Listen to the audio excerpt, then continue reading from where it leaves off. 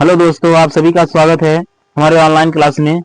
और आज हम लोग घातांक से संबंधित जितने भी महत्वपूर्ण नियम हैं उन सभी को नियम को अच्छी तरीके से देखेंगे और जितने भी नियम पढ़ेंगे उन सभी पे हम क्या करेंगे, एक दो एग्जाम्पल के साथ देखेंगे, क्योंकि मैथ में प्रैक्टिस करना बहुत जरूरी होता है। तो चलिए स्टार्ट करते हैं।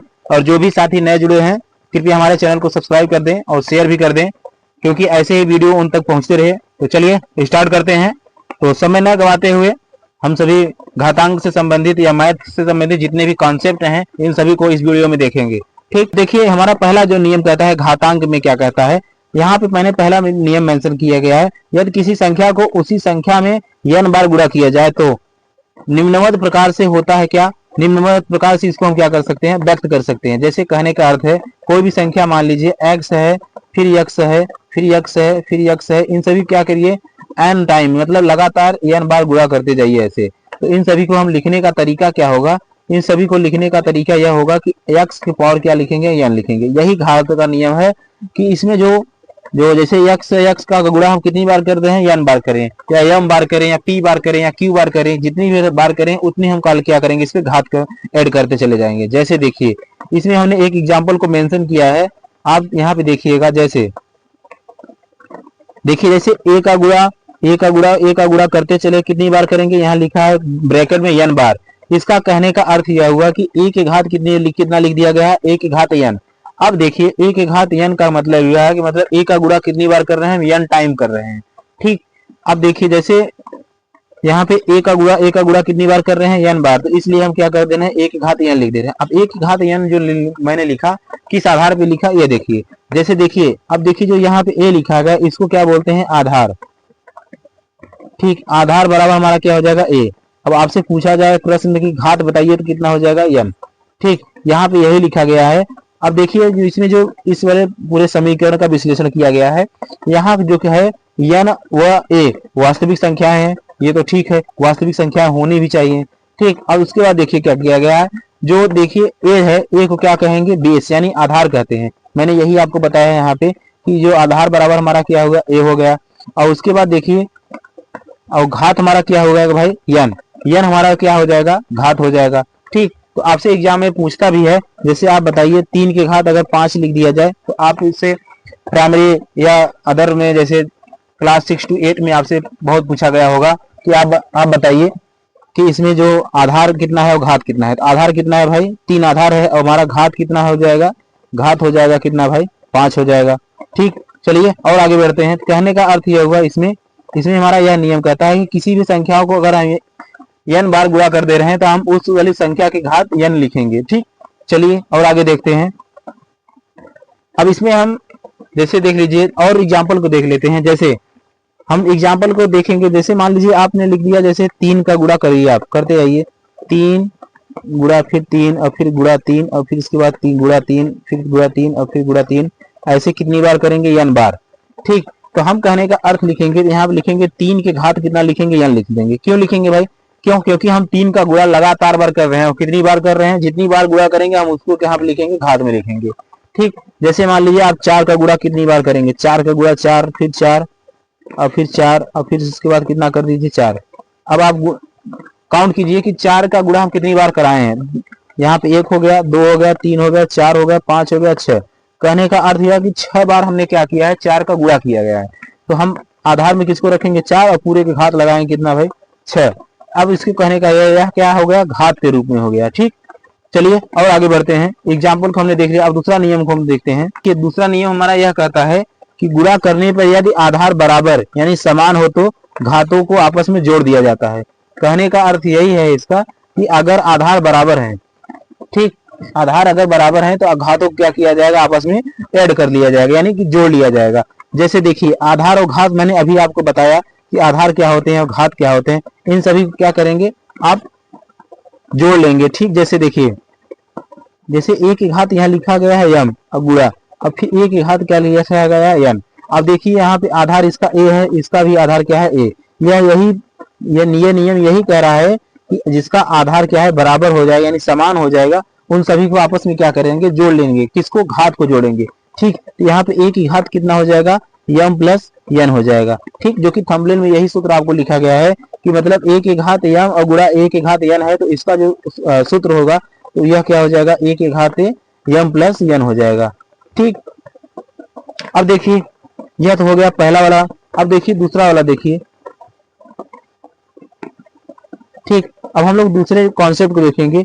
अब जैसे मान लीजिए 2 संख्या, 3 संख्या, 4 संख्या, 5 संख्या, कितने भी संख्या रहेंगे, अगर घात में घात भिन्न भिन्न है और आधार अगर बराबर है तो घातों क्या कर लेंगे, आपस में जोड़ लेंगे। जैसे देखिए यहाँ पे एक कॉन्सेप्ट लिखा गया है दूसरा वाला, यक्स के घाते a और गुणा, फिर यक्स घाते कितना भाई b, और फिर गुणा का चिन्ह बनाया गया है x घाते c।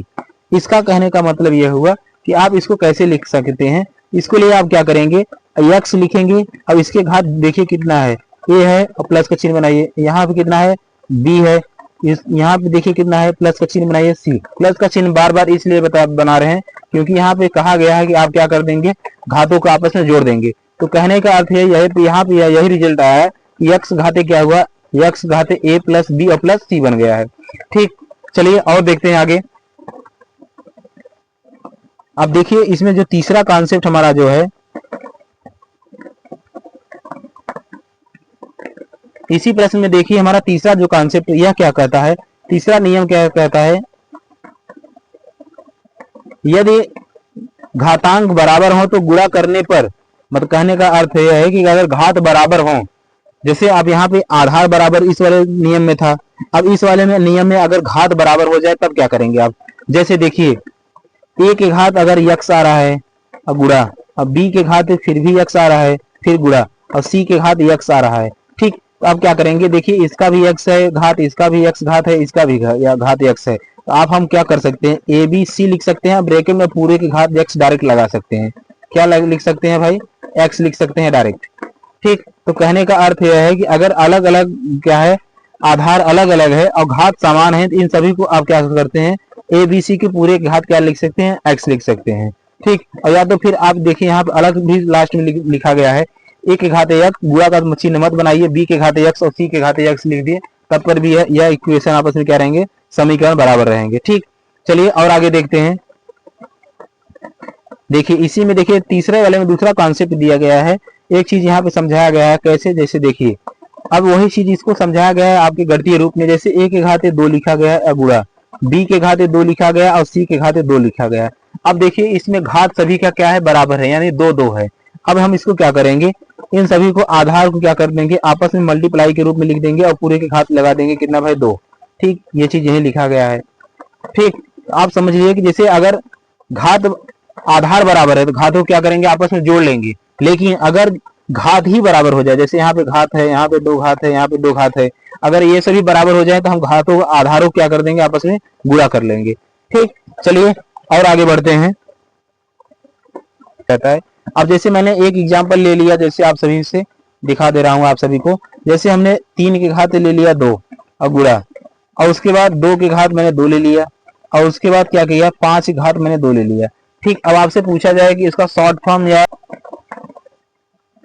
इसका गणितीय रूप कैसे लिखेंगे, तो ठीक देखिए आप घातांक रूप, इसका घातांक रूप कैसे लिखेंगे, तो आप क्या करेंगे, 3 और गुणा 2 और गुणा क्या करेंगे 5, इस सभी को ब्रैकेट बनाएंगे और पूरे घात क्या लगा देंगे, 1 2 लगाएंगे। ठीक ठीक, अब देखिए यहाँ पे अलग अलग 2 था, मतलब इसका घात क्या था, समान था, आधार क्या थे, भिन्न भिन्न थे। मैंने क्या किया, ब्रैकेट में इसको लिख लिया और पूरे के घात लगा दिया, कितना भाई 2। यही तो अभी उस वाले समीकरण में या कॉन्सेप्ट में यही बताया गया था आप सभी को। ठीक, चलिए और अब हमारा चौथा कॉन्सेप्ट कहता है कि देखिए भाग करते समय यदि आधार बराबर हो तो अंश के घात से हर के घात क्या करें, घटा दिए जाते हैं। ठीक, जैसे अंश में जितने भी घात रहेंगे और हर से क्या किया जाएगा, घटा दिया जाएगा। जैसे देखिए अगर भाग कर रहे हैं, भाग करते समय जैसे हमने क्या कर दिया, a के घात यम लिख लिया और फिर अब बटे लगा दिया, या तो फिर आप भाग लगा दीजिए। ठीक, अब भाग या a के घात यम लिख दीजिए। ठीक,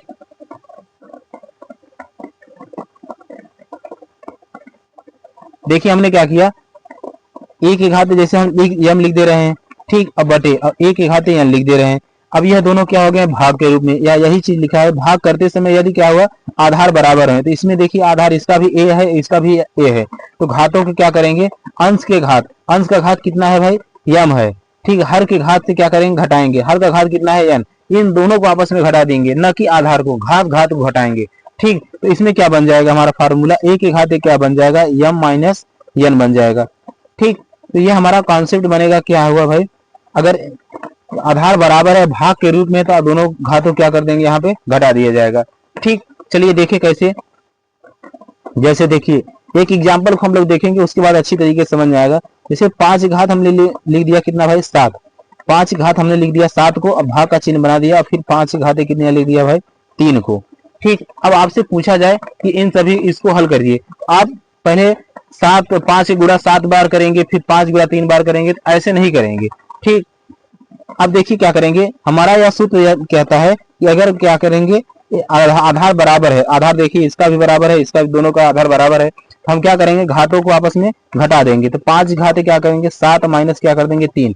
अब देखिए 5 घाते कितना करेंगे, 5 घाते कितना आ जाएगा, 4। ठीक, 5 घात कितना आ जाएगा हमारा, 4। अब इसको हम क्या कर देंगे, हल कर देंगे। कैसे, 5 गुणा 5 गुणा 5 गुणा कितनी बार करेंगे, 4 बार करेंगे। ठीक, अब उसके बाद गुणा करिए, 5 गुणा करेंगे 25, 25 पंचे 125, और 125 में फिर 5 से गुणा करेंगे तो हमारे पास कितना आ जाएगा, 625 आ जाएगा। ठीक, कहने का अर्थ यह है कि यह तो रिजल्ट आ गया, हमारा एग्जाम्पल था 625 आ गया। हमारा कॉन्सेप्ट यह है कि अगर आधार समान है, भाग में अगर आधार समान है, तो घातों को हम क्या कर देते हैं, घटा देते हैं। ठीक, जैसे देखिए और आगे देखिए। अब देखिए चौथा में ही हमारा दूसरा कॉन्सेप्ट यह है, दूसरा कॉन्सेप्ट यह है क्या गया कि अगर गुणा भी दिया हो और भाग भी दिया गया हो, ठीक, और आधार भी समान हो, तो तब क्या करेंगे, उसके लिए क्या करेंगे। जैसे देखिए यहाँ पे यही चीज लिखा है, a के घात m, और गुणा का चिन्ह a के घात n बनाया गया है, और फिर भाग का चिन्ह बनाया गया है, और a के घात क्या किया गया है, p लिखा गया है। इसका मतलब यह हुआ कि जो चीज हम लोग पहले गुणा में पढ़े हैं, उसको गुणा के हिसाब से कॉन्सेप्ट को फॉलो करेंगे, और उसके बाद उसके साथ में क्या करेंगे, भाग वाला जो है बना है उसको भी हम जोड़ेंगे। ठीक, अब देखिए क्या करेंगे, जैसे हमने गुणा का नियम जो पालन करेंगे, तो a के घाते क्या करेंगे, m प्लस n को लिखेंगे, पहली चीज। और दूसरी चीज, भाग में हम लोग क्या करते हैं, घात को क्या करें, अंश में से हर को घटा देते हैं। इसका अंश कितना है, n है, और इसका कितना है, p, तो n माइनस कितना कर दें, यहाँ पे हम p कर दे रहे हैं। तो हमारा यही कॉन्सेप्ट बन के आया क्या भाई, a के घात क्या बना, m plus n minus p। ठीक, चलिए क्लास हमारा कैसा लग रहा है, आप सब कमेंट बॉक्स में जरूर बताइएगा।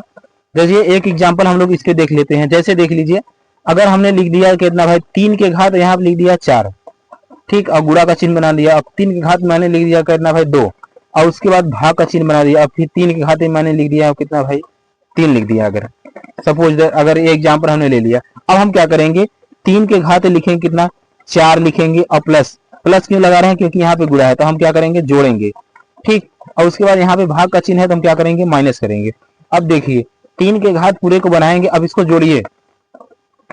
पहले इसको प्लस वाले को हल करते हैं, तो 4 2 6 हो गया, और 6 में से 3 को माइनस कर देंगे, हमारे पास कितना आ गया, 3। अब 3 के घात 3 का तो गुणा 3 बार करेंगे, तो 3 का 3 बार गुणा करिए, 3 और गुणा 3 और फिर गुणा 3। इसको हल करेंगे तो कितना आएगा हमारे पास, 27 आ गया। क्यों, 3 3 का 9 3 27 आ जाएगा। ठीक, तो हमारे पास ये रिजल्ट आज निकल के आ जाएगा। कहने का अर्थ यह है कि अगर भाग का और गुणा का नियम अगर साथ में चलेगा, तो जैसा जैसा गुणा रहेगा तो जोड़ेंगे, और भाग रहेगा तो फिर हम घातों को क्या करेंगे, घटा लेंगे। ठीक, चलिए और आगे बढ़ते हैं।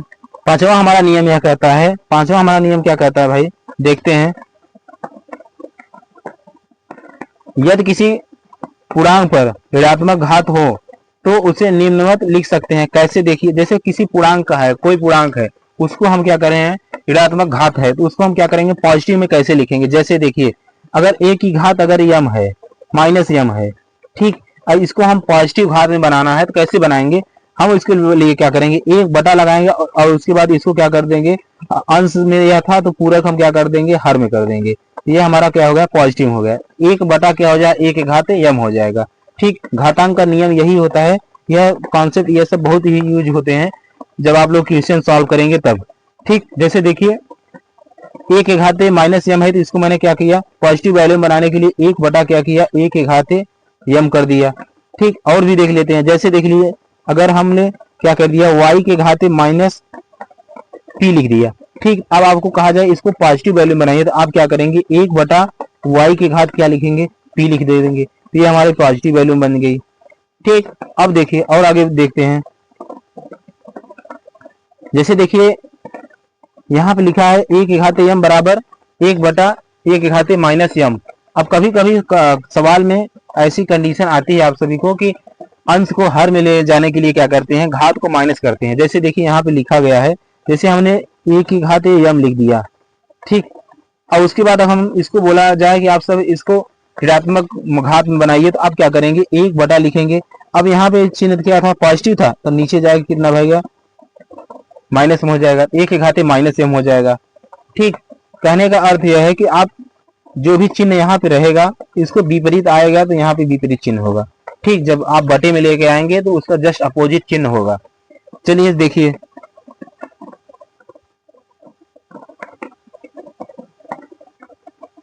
जैसे देखिए एक एग्जाम्पल को यहाँ पे लिखा गया है a की घात -3, ठीक। a की घात क्या लिखा गया है, -3 लिखा गया। अब आपसे पूछा जाए कि आप इसको प्लस वैल्यू में बनाइए, तो आप क्या बनाएंगे, 1 बटे क्या करेंगे, a की घात 3 करेंगे, ठीक। ये अब देखिए क्या हो गया, प्लस वैल्यू हो गया। अब इसके लिए आप क्या करेंगे, अगर हम एग्जाम्पल के तौर पे अगर इसको समझते हैं, जैसे हमने लिख दिया क्या भाई, 2 की घात -3 लिख दिया जाए, ठीक।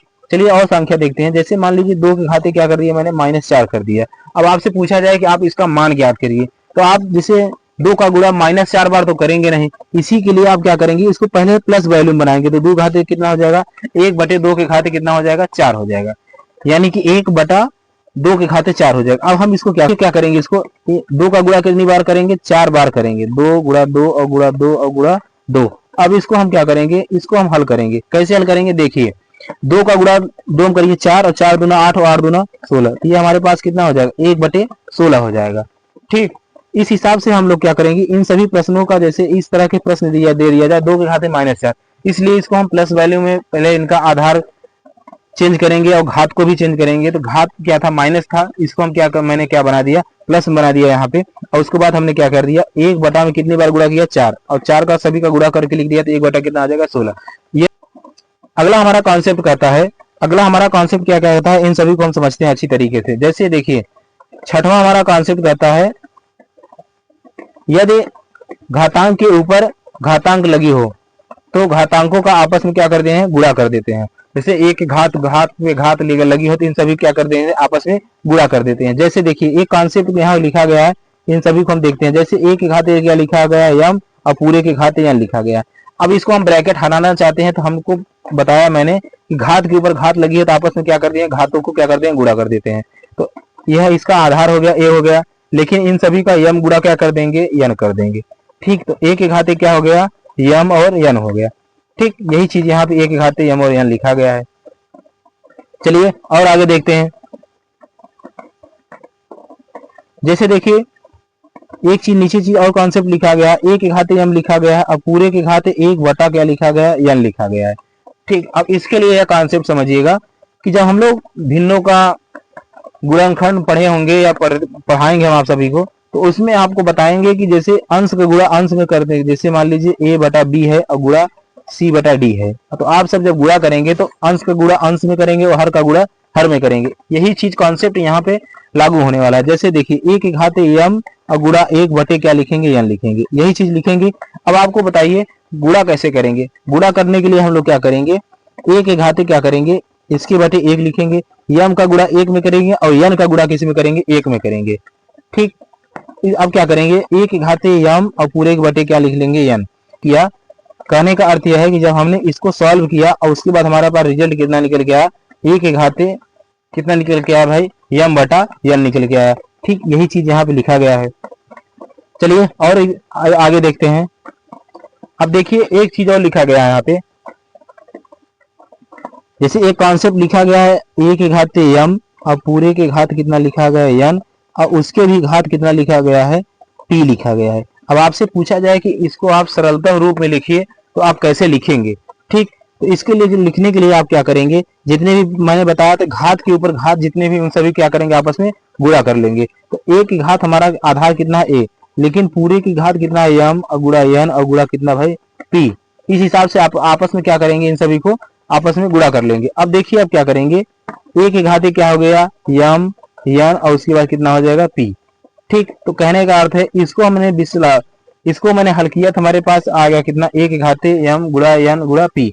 अब इसको हल कैसे करते हैं, एग्जाम में अब हम इसको देखते हैं कि एग्जाम्पल में कैसे इसका यूज होता है। देखिए, जैसे देखिए आपको लिख दिया जाए 2 की घात 2, ठीक। अब पूरे की घात क्या लिख दिया जाए भाई 3, और फिर पूरे की घात क्या लिख दिया जाए भाई 4, ठीक। अब आपसे पूछा जाए कि इसको इस प्रश्न को हल कीजिए, तो आप क्या करेंगे। मैंने पहले बताया कि अगर घात के ऊपर घात दिया रहेगा और भी घात दिया रहेगा तो इन सभी को आपस में क्या कर देंगे, गुणा कर देंगे। जैसे देखिए इसका आधार पूरे क्वेश्चन का क्या है 2 है। अब क्या है, इसका घात कितना है 2 है, लिखिए। इसका घात कितना है भाई 3 है, और उसका भी घात कितना है भाई 4 है, तो इसका गुणा करिए। अब देखिए 2 की घात लिखिए, कितना है 2 तिहाई 6, और 6 चौक कितना हो जाएगा भाई, यह 24 हो जाएगा, जो कि यह कितना हो जाएगा 2 की घात कितना होगा 24। ये हमारा क्या हो जाएगा, आंसर बन के चला आएगा, ठीक। तो यह जितने भी मैंने कॉन्सेप्ट बता रहा हूँ, यह सभी जब आप लोग घातांक से संबंधित जितने भी क्वेश्चन करेंगे उन सभी का यूज इसमें अवश्य होने वाला है। इन सभी जितने भी मेथड हैं, इन सभी कॉन्सेप्ट का यूज बहुत ही अच्छी तरीके से होता है, ठीक। विदाउट कॉन्सेप्ट को आप घातांक के प्रश्नों को एक भी लाइन नहीं हल कर सकते हैं, ठीक। चलिए आगे देखते हैं। अब देखिए 7वां कॉन्सेप्ट हमारा यह कहता है कि जैसे देखिए अगर आप a की घात m बटा n दिया गया है, ठीक। अगर हमने इसको घात में जो अंश बटे हर है, घात में अंश बटे घात में देखिए यह अंश बटे हर कितना है m और n है। अगर मैं इसको चेंज करना चाहता हूँ, इसको मैं चेंज करना चाहता हूँ n बटे m में कहीं कहीं प्रयोग अगर करना चाहता हूँ तो क्या होता है, अगर प्लस वैल्यू रहे तो क्या हो जाएगी माइनस हो जाएगी, और माइनस वैल्यू रहे तो क्या हो जाएगी प्लस वैल्यू हो जाएगी। यहाँ पे हमारे पास क्या है प्लस वैल्यू है। अगर हम इसको माइनस में लिखना चाहते हैं तो एक घाते क्या लिखेंगे माइनस n, और बटे क्या लिखेंगे m। देखिए यहाँ पे अंश में क्या था m था, यहाँ पे हर में चला गया m, और यहाँ पे हर में n था, यहाँ पे चला गया कितना भाई अंश में, ठीक। तो कहने का अर्थ यह हुआ कि अगर हम चेंज करेंगे घात को तो यह क्या हो जाएगा प्लस की वैल्यू माइनस में हो जाएगी, ठीक। और वैसे ही अगर हम क्या करेंगे माइनस की वैल्यू प्लस में करेंगे तब पर भी हो जाएगा। जैसे माइनस की वैल्यू इस तरफ थी, इसको हमने प्लस में बनाना था तो हम क्या करेंगे यम को अंश में लिख देंगे, हर को क्या करेंगे नीचे लिख देंगे, ठीक। चलिए और आगे देखते हैं। तो हमारा यह YouTube चैनल है, ठीक, जिसपे आप मैं इसमें जिस चैनल पे आप सभी को पढ़ा रहा हूँ यह हमारा है मैथ बाई सोनू सर, या @सोनूलाल सर सर्च करेंगे तब पर भी हमारा YouTube चैनल आ जाएगा। एक चैनल मैं और चला रहा हूँ GS बाई सोनू सर, ठीक, जो आप @सोनू 1220 सर्च करेंगे तब पर भी हमारा YouTube चैनल आ जाएगा GS का, जिसमें आपको बेहतरीन पॉलिटिक्स से संबंधित जितने भी क्वेश्चन बन सकते हैं, परीक्षा उपयोगी आल सभी जितने भी कॉम्पिटेटिव एग्जाम है उन सभी के लिए बहुत ही अच्छी सीरीज चलाई जा रही है, ठीक। और इस वाले चैनल पे मैथ चलाया जा रहा है। तो जो भी साथी नए जुड़े हैं कृपया हमारे चैनल को सब्सक्राइब कर लें। तो चलिए हमारा यह वीडियो कैसा लगा आप सब कमेंट बॉक्स में जरूर बताइएगा। अब देखिए हमारा अगला कॉन्सेप्ट है, अगला हमारा कॉन्सेप्ट यह कहता है 8वां वाला कॉन्सेप्ट। देखिए 8वां कॉन्सेप्ट यह कहता है कि यदि आधार भिन्न के रूप में है तब क्या करेंगे। आधार ही अगर भिन्न के रूप में है तो हम इसके लिए क्या करेंगे। जैसे हमको देखिए दे दिया जाए, अगर पहला कॉन्सेप्ट a बटा b लिखा है और पूरे के घात क्या लिखा है भाई m लिखा है, तो अगर हम इसको अलग अलग लिखें तो हम इसके लिए क्या करेंगे, a के घाते हम आधा अगर इस ब्रैकेट को हटाते हैं तो a के घाते m लिखेंगे और b के घाते क्या लिखेंगे m लिखेंगे। यही कॉन्सेप्ट होता है। जैसे देखिए आप सभी से पूछ लिया जाए, जैसे 3/7 लिखा गया और पूरे के बटे 4 लिखा गया है, ठीक। अब आप इसको हल करने के लिए क्या करेंगे, इसको क्या करेंगे 3 के घाते 4 लिख लेंगे और 7 के घाते क्या लिख लेंगे तब पर भी 4 लिखेंगे। अब 3 घाते 4 को हल कर लेंगे और 7 घाते 4 को हल कर लेंगे, जो हमारा उत्तर आएगा अंश बटे हर में वही हमारा आंसर हो जाएगा, ठीक। अब हम कॉन्सेप्ट को बता दे रहे हैं अच्छी तरीके से आप सभी को, ताकि एक ही कॉन्सेप्ट को अच्छी तरीके से आप लोग को समझ में आ सके, ठीक। चलिए देखते हैं अब और आगे। देखिए दूसरा हमारा कॉन्सेप्ट यह कहता है, देखिए यहाँ पे दूसरा कॉन्सेप्ट यही लिखा गया है कि a बटा जो b है पूरे के घात क्या लिखा है माइनस m लिखा है। अगर हम इसको प्लस वैल्यू बनाना चाहते हैं, ठीक, कैसे बनाएंगे ये चीज देखिए। पहले हम इसको क्या करेंगे a के घाते माइनस m लिख ले लेंगे, ठीक। अब b के घाते कितना लिख लेंगे माइनस को m को लिख देंगे, ठीक। अब हम क्या करेंगे इस वाले a को नीचे लाएंगे और इस वाले b को क्या करेंगे ऊपर ले जाएंगे, यानी कि अंश को हर में लाएंगे और हर को अंश में लेके जाएंगे। कैसे लेके जाएंगे, देखिए अभी हमने एक कॉन्सेप्ट बताया था a के घाते माइनस m रहेगा, तो इसको लिए क्या करेंगे, अगर इसको प्लस वैल्यू बनाना है तो आप लोग क्या करेंगे a के घाते m को लिखेंगे, तो यह वैल्यू किस में हो गया, प्लस में हो जाएगी। वही कॉन्सेप्ट यहाँ पे आपको लगाना है ए के घाते माइनस एम के साथ। ठीक, कैसे लगाएंगे देखिए। अब देखिए क्या करिए, ए के घाते क्या है, इसको बटे चिन्ह बनाइए। अब ए के घाते माइनस एम है तो यहाँ नीचे आएगा ए के घाते एम हो जाएगा। और इस यहाँ पे हर में क्या है, बी के घाते माइनस है तो यहाँ पे अंश में क्या हो जाएगा, बी के घाते एम हो जाएगा। ठीक, तो कहने का अर्थ यह है कि बी के घाते एम हो जाएगा और बटा ए के घाते एम होगा। इसको हम और कैसे लिख सकते हैं, डी बटा ए लिख सकते हैं और पूरे के घात हम एम लगा सकते हैं ब्रैकेट में। ठीक, जो कॉन्सेप्ट देखिए आप यहाँ पे यही चीज लिखा है, ए बटा बी के घात पूरे घात क्या लिखा लगा है एम। अगर हम इसको क्या हुआ कि हम भिन्न को यानी अंश को हर में और हर को अंश में चेंज करना चाहते हैं तो प्लस की वैल्यू माइनस में और माइनस की वैल्यू प्लस में हो जाती है। तो यहाँ पे यही चीज हुआ है कि बी बटा ए और पूरे के घात क्या लिखा गया है, प्लस एम लिखा गया है। ठीक, चलिए और आगे बढ़ते हैं। देखिए कैसे, जैसे ए के घाते क्या लिखा गया है भाई, एक्स लिखा गया है अब बराबर, और ए के घाते क्या लिखा गया है, वाई लिखा गया है। अब आप अगर ऐसा भी कंडीशन या सिचुएशन कहीं भी आता है, अगर ऐसी कंडीशन अगर आती है तो x का जो मान हो जाए y के क्या हो जाएगा, बराबर हो जाएगा। ठीक, चलिए देखते हैं और अगला कॉन्सेप्ट देखते हैं। जैसे देखिए जो हमारा p है, p के घाते क्या लिख दिया जाए, जैसे मान लीजिए आपको d लिख दिया जाए। ठीक, अब बराबर, फिर उसके बाद क्या लिया जाएगा, p के घाते क्या लिख दिया जाएगा, c लिख दिया जाएगा।